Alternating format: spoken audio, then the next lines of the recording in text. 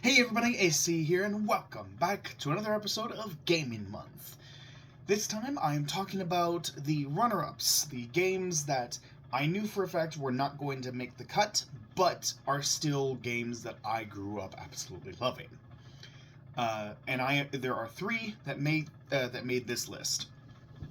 There's Kids Next Door Operation Video Game, Teen Titans the video game, and Ben 10 Protector of Earth. I loved these three games as a kid. Absolutely loved them. I even recently replayed them on my own time. Once I had a little bit of free time, and they were still really fun. They were still incredibly fun games. They are very solid games, and unfortunately, they're just so unknown. Nobody knows about them. I don't hear anyone talking about them online. I don't hear anybody talking about them online. I don't hear anybody I've never seen anyone reminisce about them. And even when I talked to my friends and people who grew up around the same time as me, they don't know what I'm talking about when I mention these games. And that's so unfortunate because all three of them are absolutely fantastic games. So I wanted to give them a little spotlight. I just wanted to give them a little spotlight. Ben 10 Protector of Earth came out around the time when the first Ben 10 series was at the peak of its popularity. And it actually has a story that actually is supposed to take place in between seasons 3 and 4.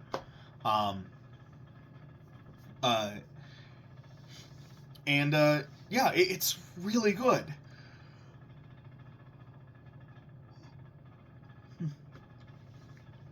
So it's awesome. It's awesome. It's a fantastic game. You only get 5 aliens.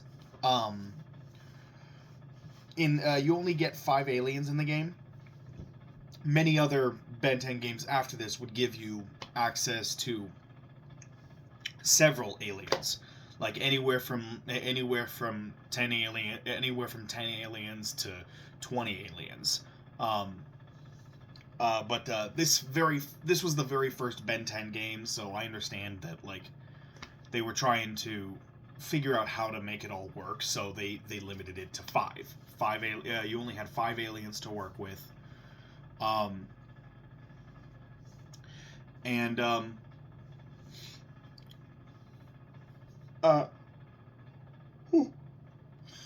They gave an actual reason as to why you only have 5 aliens in the game.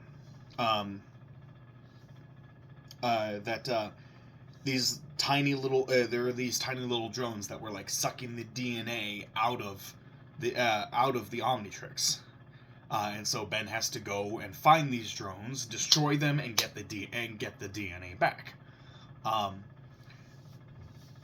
And you get a new transformation at the end of each stage, until the second to last for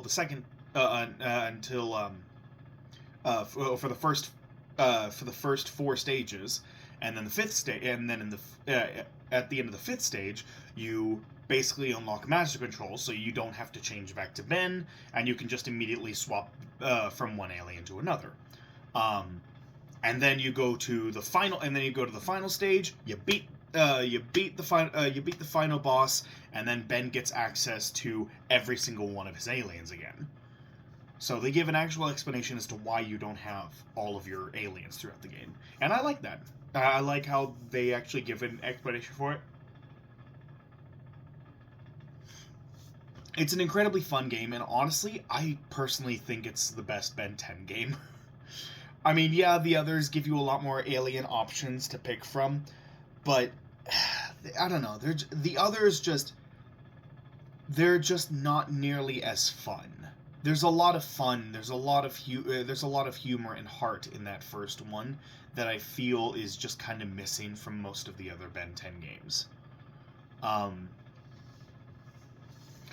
And then there's the Kids Next Door Operation video game. Again, a really fun. It's a really fun game, and you get to play as each of the members of of Sector V. You get to play as all the members. I believe you get to play as each of them twice. You play as each member twice, and there are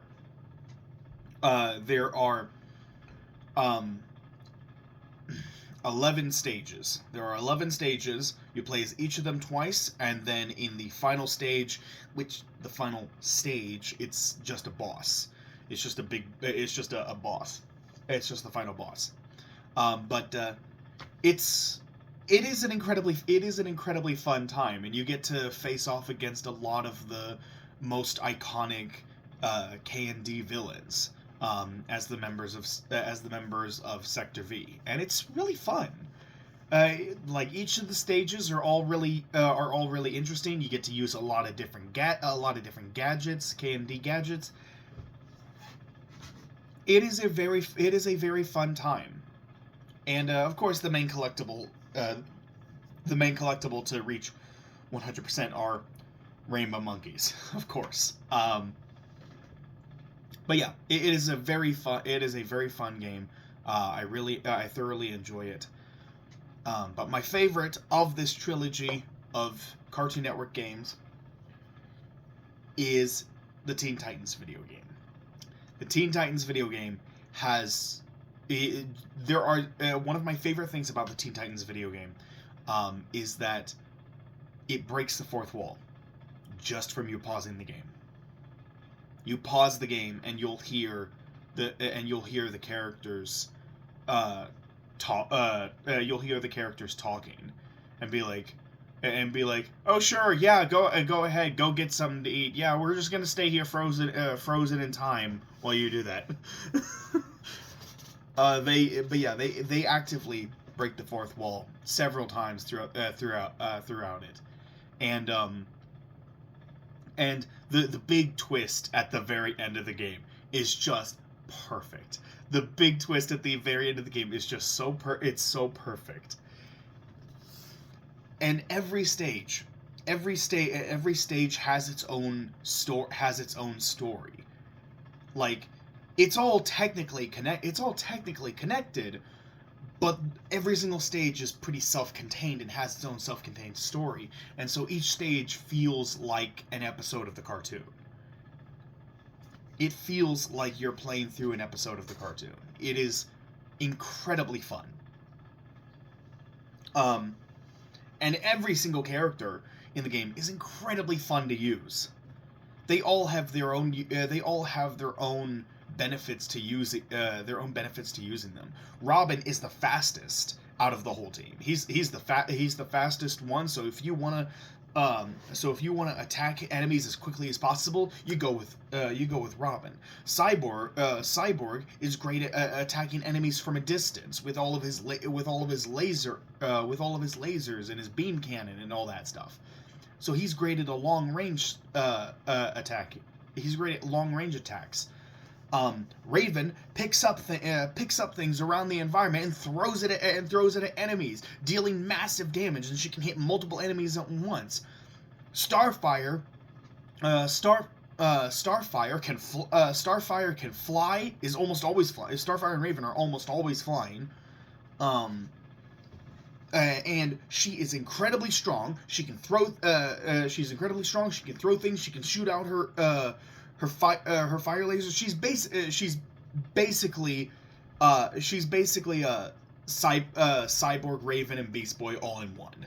She's basically Cyborg, Raven, and Beast Boy all in one. So in terms of like overpoweredness, Starfire is by far the most broken character among the five. Which is honestly kind of the reason why I don't like to use her. I do like easy games. I just want to have fun with it. But the game is already super easy. It's very difficult to die in this game. And then Beast Boy is just close combat. Beast Boy is close combat. He can turn into a ram. He can turn into a gorilla. He can turn into a hawk. Like, he can turn into all these different animals, and they all have their own ultimate finishers. They all have their own ultimate finishers, where once you've beaten enough enemies, you'll fill up a bar, and then once it's completely filled up, you can use an ultimate. And it's incredibly fun. And it's kind of like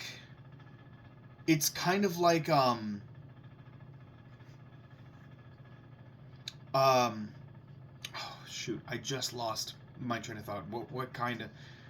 It's like Diablo 3, like the Diablo games. That kind of rogue, that kind of rogue like gameplay. It's a lot like that. You're going through the stages, and enemies are constantly coming towards you and trying to attack you, and you gotta fight your way through the stages using the environment, your own abilities, and sometimes you can even sometimes if you're near another one of the characters, you can use a special team up attack to destroy enemies. And yes, there is like multiplayer. There is. It's not online multiplayer, again, PS2. All three of these are PS2 era. But there was local co-op. So you and a buddy could both be different Teen Titans and work together. And it is just an incredibly fun game. And again, I dare not spoil the ending. I dare not spoil the ending because it is just so perfect. It is awesome. I've never seen another video game do something like this.